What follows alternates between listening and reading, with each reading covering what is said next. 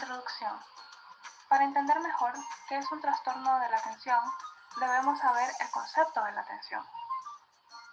Definir y delimitar el concepto de atención es relativamente complejo, dado su estrecha vinculación con otras capacidades mentales, tales como la conciencia y la memoria. Por lo general, entendemos por atención a aquella capacidad que nos permite seleccionar, orientarnos, enfocar y desenfocar nuestros recursos cognitivos, de tal manera que nos permitan obtener información sobre el entorno y sobre nuestra propia conducta, de manera que podamos adaptarnos al medio.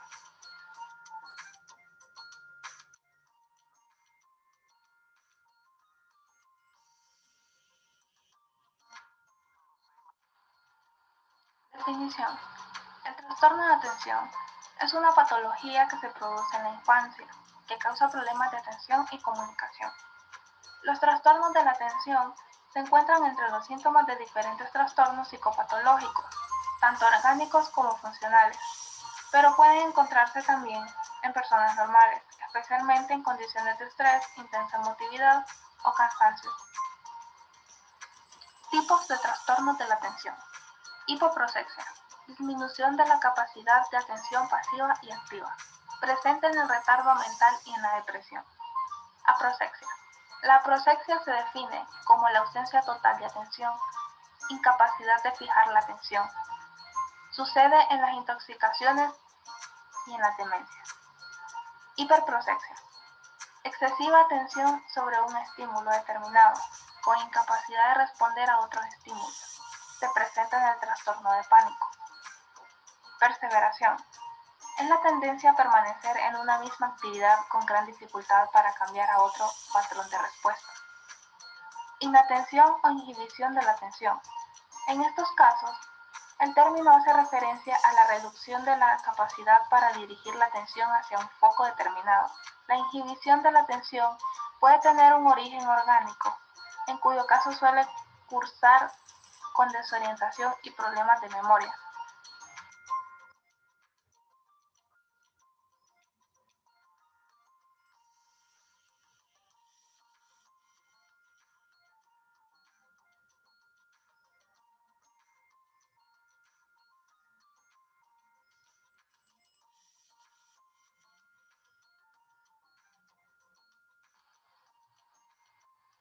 Trastorno por déficit de atención e hiperactividad.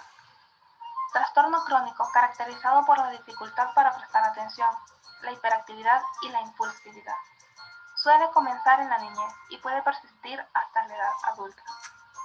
Puede ocasionar baja autoestima, problemas en las relaciones y dificultades en la escuela o el trabajo. Los síntomas incluyen hiperactividad y atención limitada. El tratamiento incluye medicamentos y terapia conversacional. Habitualmente, su diagnóstico se realiza en la niñez y a menudo dura hasta la adultez. El trastorno por déficit de atención e hiperactividad es uno de los trastornos del neurodesarrollo más frecuentes de la niñez. Los niños con TDAH pueden tener problemas para prestar atención, controlar conductas impulsivas, pueden actuar sin pensar cuál será el resultado o ser excesivamente activos.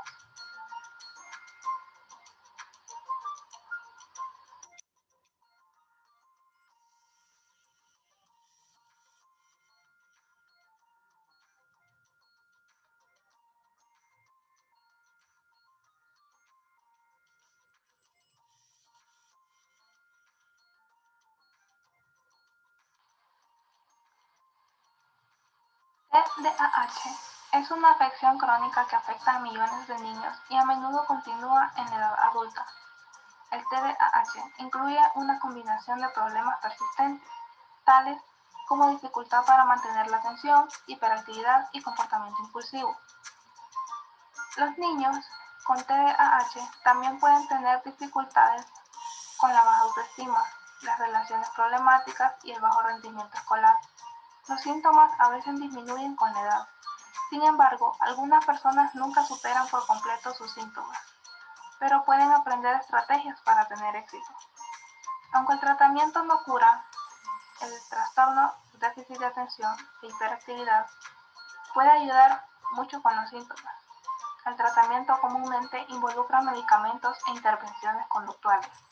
El diagnóstico y tratamiento temprano puede hacer una gran diferencia en el resultado.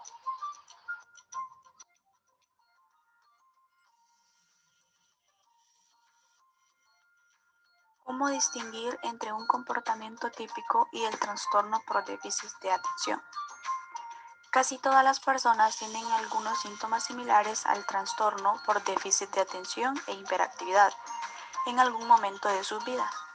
Si tus dificultades son recientes o solo ocurrieron de forma ocasional en el pasado, es probable que no tengas TDAH. Solo se diagnostica el TDAH cuando los síntomas son suficientemente graves como para causar problemas continuos en más de una área de tu vida. El origen de estos síntomas persistentes y perturbadores pueden rastrearse hasta la primera infancia. El TDAH puede ser difícil de diagnosticar en los adultos porque algunos de sus síntomas son similares a los causados por otras afecciones, como la ansiedad o los trastornos del estado de ánimo. Además, muchos adultos con TDAH también tienen al menos otra infección de salud mental como depresión o ansiedad.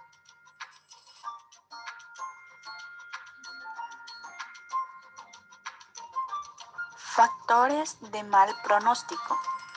Tipo de TDAH. El tipo predominante hiperactivo impulsivo tiene peor pronóstico, así como aquellos cuyos síntomas sean graves.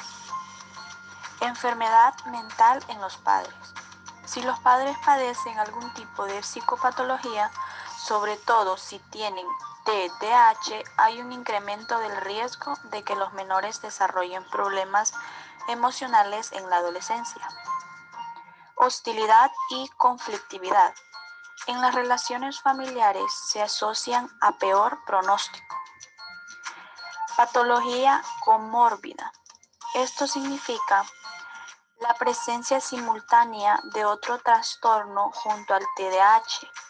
Los trastornos se empeoran más al pronóstico del TDAH. Son el trastorno negativista desafiante, trastorno de conducta, abuso de sustancias y trastorno bipolar.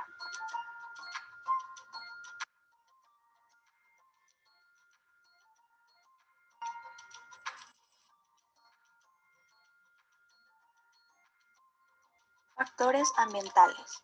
Hay una serie de factores ambientales que se han relacionado con la presencia del TDAH.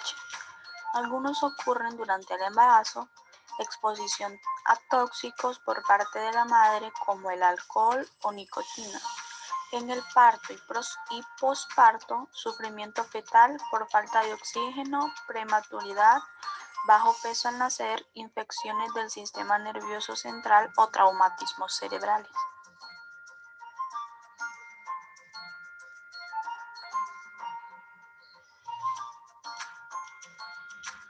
Factores de riesgo. Factores genéticos. Sabemos que un 75% del origen del trastorno está en la formación genética que una persona recibe de sus padres, o sea, la heredabilidad. Eso explica que sea muy habitual que en una misma familia existan varios miembros afectados de este trastorno.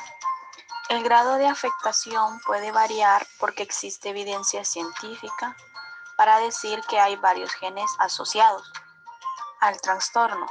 Se ha identificado los genes DD4 y DAT1 solo predisponen a padecer del trastorno y la magnitud del efecto de cada gen es mínimo. Los genes interactúan entre sí y los factores ambientales.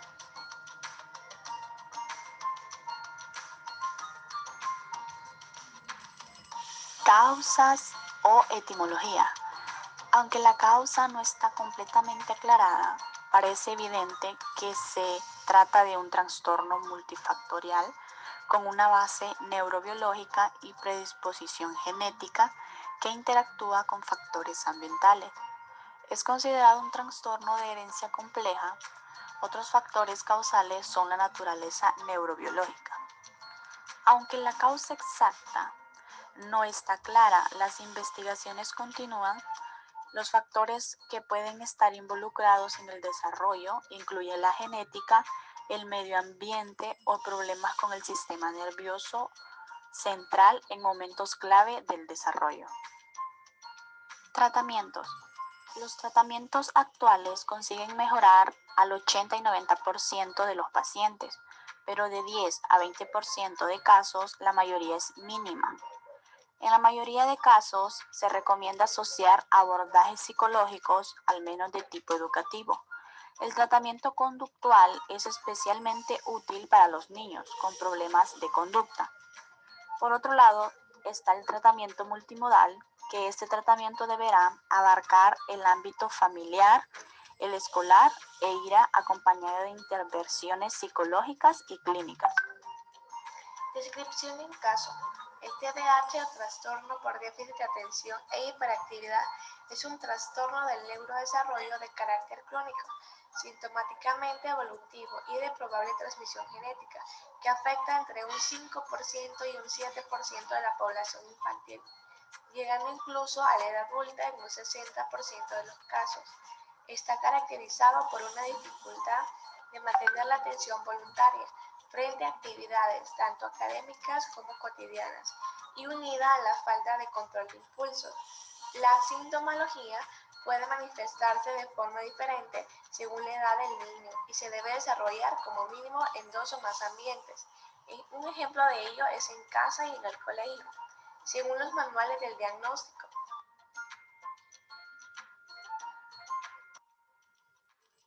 Características de un caso: desatención, hiperactividad, impulsividad, dificultad en la interacción, bajo rendimiento escolar y baja autoestima.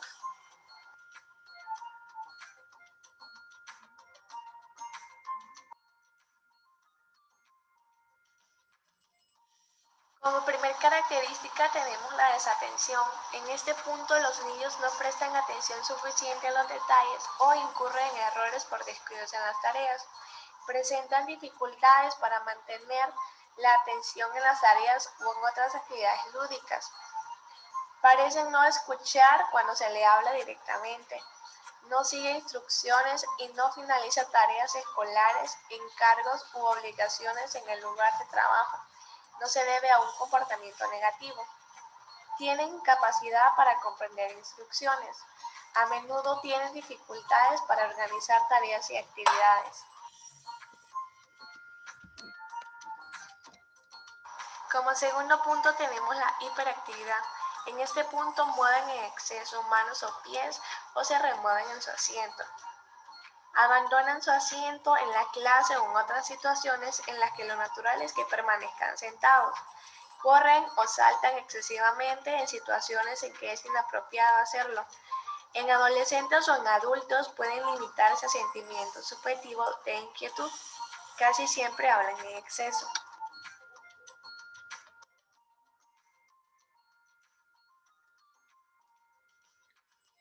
Como tercer punto tenemos la impulsividad. En él se precipita a responder antes de que se haya completado la pregunta. Tienen dificultades para guardar el turno. Interrumpen las actividades de otros. Por ejemplo, se entrometen en conversaciones o juegos.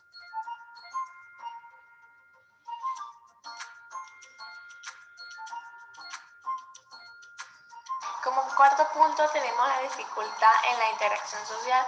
En él suelen ser impopulares con los padres, hermanos y profesores. Tienen pocas amistades duraderas. Estos niños suelen meterse en líos y meter a otros en líos, y les es difícil ajustar su respuesta a la situación.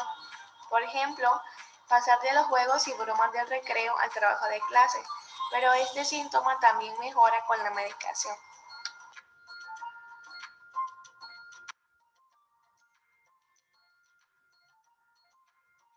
El quinto punto, los niños tienen bajo rendimiento escolar, tienen problemas de aprendizaje por mala organización, mala memoria secuencial, déficit en actividades psicomotrices finas y gruesas y habilidades cognitivas improductivas.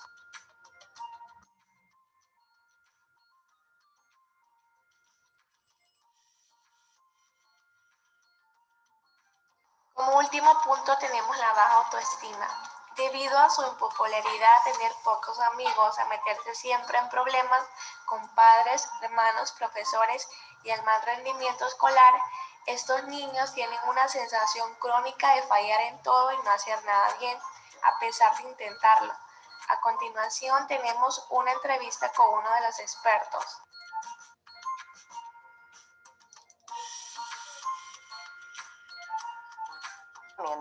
¿Tiene cura?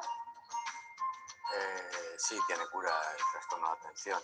Como he dicho antes, es un problema de neurotransmisores que hace que la zona de donde está el coeficiente intelectual no tenga una conexión adecuada con el resto del cerebro. Eso produce el trastorno de atención. Y realmente nosotros lo que utilizamos en este momento es una serie de fármacos, que hay muchos disponibles, que son psicoestimulantes, que lo que teóricamente tendrían que hacer era poner nervioso al paciente, pero lo que estimulan es el cerebro y por lo tanto estimulan la atención y hace que el niño que tendría malas notas y que tiene dificultades en el aprendizaje, esas dificultades desaparezcan, mejore sensiblemente las notas, mejore sensiblemente la autoestima y disminuya mucho la frustración del paciente. Y entonces, aunque solamente el 10% de ellos no se curan y pueden estar prácticamente toda la vida con el tratamiento, el 80-90% se cura totalmente con la pubertad entre los 16 y los 20 años y se puede suspender el tratamiento tranquilamente.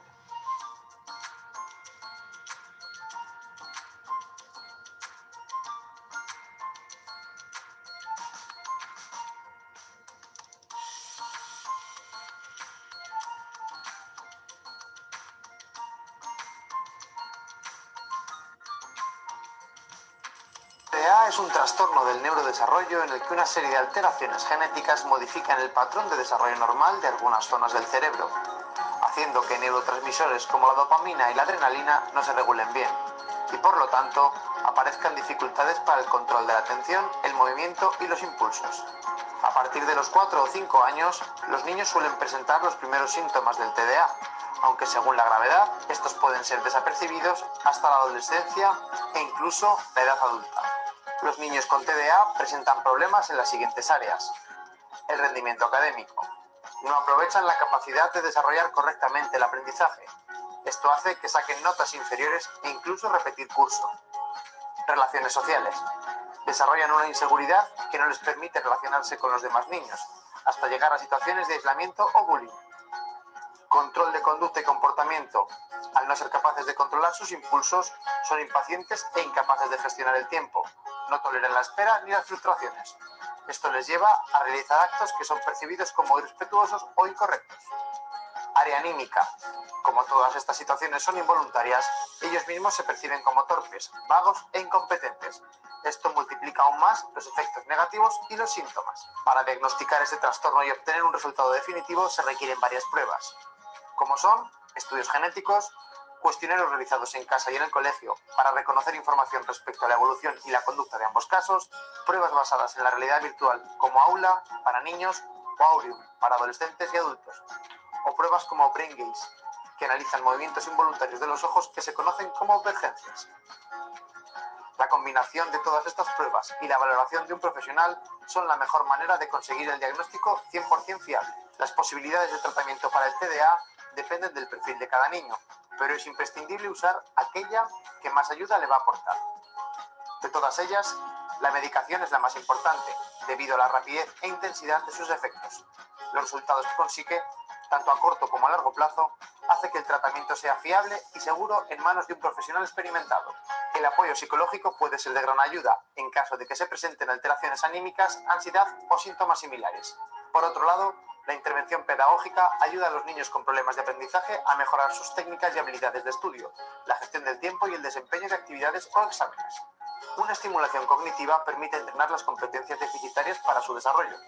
También, la alimentación y el ejercicio físico son áreas fundamentales cuyo cuidado puede reportar beneficios significativos para el control del